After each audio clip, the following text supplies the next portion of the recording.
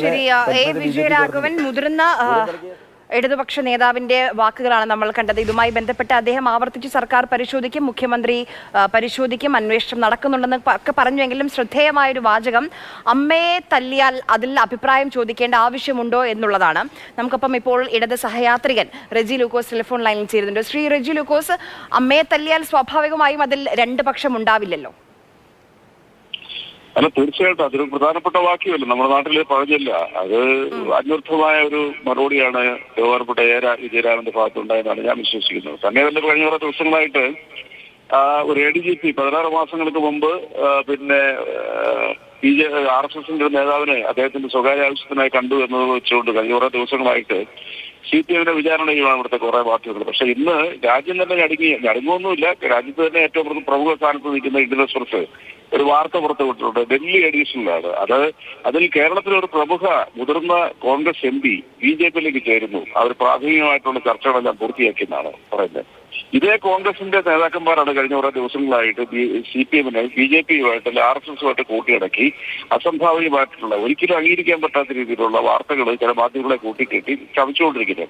അതിനെ അവർ ലൊക്കേറ്റ് ചെയ്യുന്നത് കേരളത്തിന്റെ, അതായത് RSSനെ എന്നും എക്കാലവും അകറ്റി നിർത്തിയിരിക്കുകയും RSSന്റെ ഭാഗത്തു നിന്ന് മർദ്ദനങ്ങൾ ഏറ്റുവാങ്ങുകയും ചെയ്ത കേരളത്തിന്റെ മുഖ്യമന്ത്രി പിണറായി വിജയനെ കണക്ട് ചെയ്തുകൊണ്ടാണ് ഈ വാർത്തകളെല്ലാം വരുന്നത്. പിണറായി വിജയന്റെ ദൂതനായിട്ടാണ് ഈ ADGP ദത്താത്രേയ ബസവനിലേക്ക് കണ്ടെന്നുള്ളവരാണ് ആദ്യം വാർത്ത വിട്ടത്. ആ വാർത്ത പിറ്റേ ദിവസം BD സതീശൻ അദ്ദേഹം പറഞ്ഞതായിട്ട് വന്ന വാർത്ത നിഷേധിച്ചു. ഞാൻ അങ്ങനെ പറഞ്ഞിട്ടില്ല, പൂരം കലക്കാനായിട്ട് വിട്ടതാണെന്ന് പറഞ്ഞു. ഇതെല്ലാം കേരളത്തിന്റെ ഇടതുപക്ഷ പ്രസ്ഥാനങ്ങളിൽ BJP എന്തോ പറയുന്നു എന്നുള്ളതല്ല. അങ്ങനെ ഒരു കൂടിക്കാഴ്ച നടന്നു, അത് ഉറപ്പുള്ള കാര്യമാണ്, അത് സ്ഥിരീകരിക്കുന്നുണ്ട്. മുഖ്യമന്ത്രിയുടെ ഓഫീസിന് അറിയാം. സ്വാഭാവികമായും ഈ കൂടിക്കാഴ്ച നടന്നതിന് പിറ്റേ ദിവസം തന്നെ അല്ലെങ്കിൽ ഒരുപക്ഷെ ആ ദിവസം തന്നെ മുഖ്യമന്ത്രിയുടെ ഓഫീസിലേക്ക്, ആഭ്യന്തരമന്ത്രിയുടെ ഓഫീസിലേക്ക് ഇതുമായി ബന്ധപ്പെട്ട ഇന്റലിജൻസ് റിപ്പോർട്ട് വന്നിട്ടുണ്ട്. പിന്നെയും എന്തുകൊണ്ട് അതിന്റെ ആവശ്യകത? ഇപ്പൊ നോക്കൂ, പാർട്ടിയുടെ പ്രത്യയശാസ്ത്രം എന്താണ്? സംഘപരിവാറിനെതിരെ പോരാടുന്നത്, അത് ആ പോരാട്ടം നയിക്കുന്നത് ആരാണ്? പാർട്ടിയാണ്, ഇടതുപക്ഷമാണ്. ആവർത്തിച്ച് നമ്മൾ കേൾക്കുന്നതാണ്. ആ ഘട്ടത്തിൽ ഇതിന് മറുപടി പറയേണ്ടതില്ലേ? ഇപ്പം ഇത് കേന്ദ്ര സർക്കാരാണ് ഇവരുടെ നിയമനം, അതുമായി ബന്ധപ്പെട്ട കാര്യങ്ങൾ ചർച്ച ചെയ്യാനാണെന്നൊക്കെ പറയുമ്പോഴും എന്തിന്? അതിന്റെ ആവശ്യം എന്താണ്? അല്ല, ഇവിടെ പ്രസക്തമായ ഒരു കാര്യമുണ്ട്. അത് വാർത്തകൾ തന്നെ പുറത്തു വന്നിരിക്കുന്ന അന്ന് തന്നെ പത്രക്കുറിപ്പിലൂടെ തന്നെ കേരളത്തിന്റെ ആഭ്യന്തര വകുപ്പ് അത് പുറത്തുവിട്ടതാണ് കഴിഞ്ഞ 2 ദിവസം മുമ്പ്. അതായത് ഈ പറയുന്ന ADGP MR അജിത് കുമാറിനോട് ഈ സന്ദർശനവുമായി ബന്ധപ്പെട്ട് ഇന്റലിജൻസിന്റെ റിപ്പോർട്ട് അനുസരിച്ച് വിശദീകരണം ചോദിച്ചു. അദ്ദേഹത്തിന്റെ മറുപടി, തന്റെ കൂടെ പഠിച്ചൊരു ക്ലാസ്മേറ്റ് അദ്ദേഹത്തിന്റെ കൂടെ സ്വകാര്യ വാഹനത്തിൽ ഔദ്യോഗിക വേഷ സംവിധാനങ്ങളൊന്നും ഇല്ലാതെ തന്നെ അദ്ദേഹം നിർബന്ധിച്ചനുസരിച്ച് അദ്ദേഹവുമായിട്ട് പോയി സംസാരിച്ചതാണ്. അതുകൊണ്ട് അതിനെ മറ്റു രീതിയിൽ കാണണ്ട എന്നുള്ളതും വാർത്താക്കുറിപ്പിലൂടെ തന്നെ മുഖ്യമന്ത്രിയുടെ ഓഫീസ് ആഭ്യന്തര വകുപ്പ് പുറത്തുവിട്ടിട്ടുണ്ട്. അപ്പൊ അതിലങ്ങനെയുള്ള സംഭവം വിശദീകരണം ചോദിച്ചിട്ടില്ല, മൗനാനുവാദം ഉണ്ടെന്ന് പറയണമെന്ന് എനിക്ക് വിമർശിക്കാം. വിശദീകരണം അന്ന് തന്നെ ചോദിച്ചിരിക്കുന്നു. തന്നെ വല്ല നിങ്ങൾ മനസ്സിലാക്കേണ്ട വേറൊരു കാര്യം എന്ന് പറയുന്നത്, RSSന്റെ ആയിട്ട് ബന്ധപ്പെട്ട ചടങ്ങുകളിൽ പങ്കെടുക്കാൻ പാടില്ല എന്നൊരു പ്രഖ്യാപനം കേന്ദ്ര സർക്കാരിൻ്റെതായിട്ട് വർഷങ്ങളായിട്ട് കേന്ദ്ര സർക്കാരിൻ്റെതായിട്ടുണ്ട്. അവരുടെ ഒരു പരിപാടിയിൽ പങ്കെടുക്കാൻ പാടില്ല. അത് കേന്ദ്ര സർക്കാർ, അത് മോദി സർക്കാർ വന്നപ്പോൾ ആ നിരോധനം എടുത്തു മാറ്റി. അത് മാറ്റി. അതെ, അല്ല, അത് മാറ്റി. ഇപ്പോൾ നിയമപരമായ നടപടിക്ക് പിന്നെ അവിടെ സാങ്കത്യമില്ല. കേന്ദ്ര സർക്കാരിന്റെ ഡയറക്റ്റ് ആയിട്ടുള്ള എംപ്ലോയീസ് ആണ് അവർ.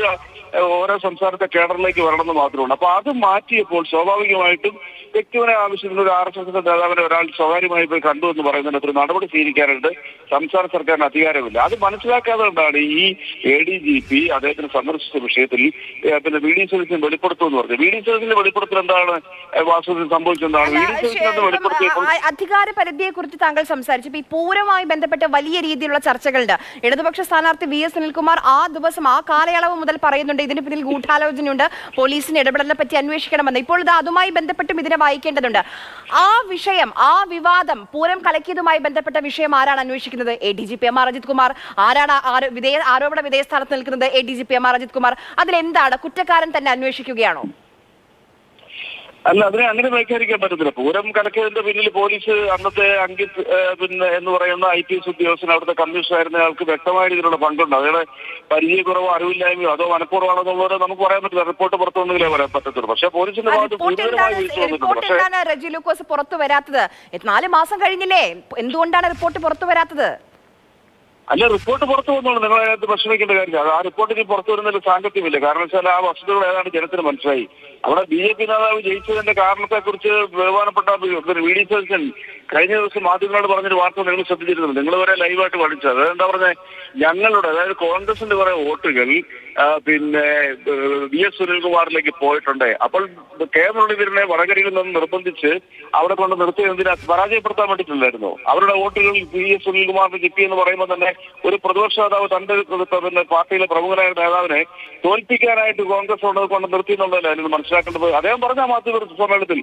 പക്ഷെ ഞങ്ങളെ സംബന്ധിച്ചോളം നിങ്ങൾ മനസ്സിലാക്കണം, ശ്രമിക്കണം, ഇടതുപക്ഷ സമിതി നിങ്ങൾ കേട്ടില്ല. ശരി, വളരെയധികം നന്ദി ശ്രീ റെജി ലൂക്കോസ് സംസാരിച്ചു.